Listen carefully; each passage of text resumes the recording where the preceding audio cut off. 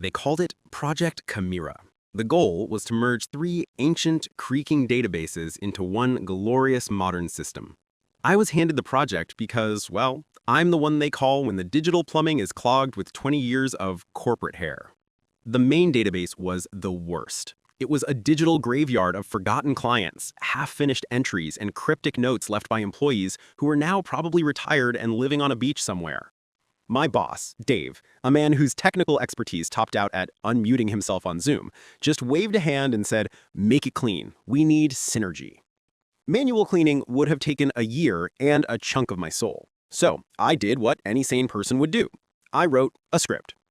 It was a thing of beauty, a Python script that would crawl through the 500,000 entries, standardize phone numbers, deduplicate contacts, and flag anything that was clearly junk.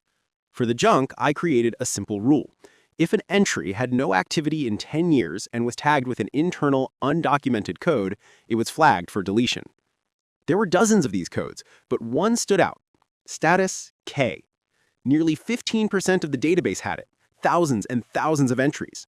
Nobody knew what K stood for. It wasn't in any of the old manuals. The IT elders had no memory of it. We all just figured it was a legacy tag for a closed or killed account. Seemed logical. I presented my plan to Dave. He loved the word automation. His eyes glazed over at the details, but he nodded enthusiastically when he saw the chart showing a 90% reduction in manual labor. Excellent proactive synergy, he declared. He signed off on the deletion of all status K entries. I ran the script on a Friday afternoon. It felt magnificent.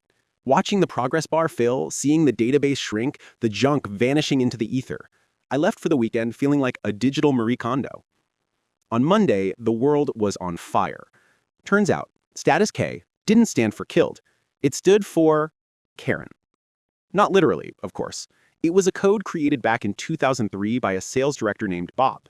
Bob was a legend, and he had a simple, undocumented system for handling, let's call them high-maintenance clients. The ones who would demand to speak to the CEO over a font choice. The ones who would threaten lawsuits if their coupon code was expired by an hour. The ones who were, for the sanity of the entire company, to be left alone forever. My script hadn't cleaned the database. It had unleashed the Four Horsemen of the apocalypse, all of whom wanted to know why their newsletter subscription had been inexplicably reactivated. My automation didn't break the system, it just revealed the system was a terrified whisper passed down through generations to never, ever poke the bears marked with a K.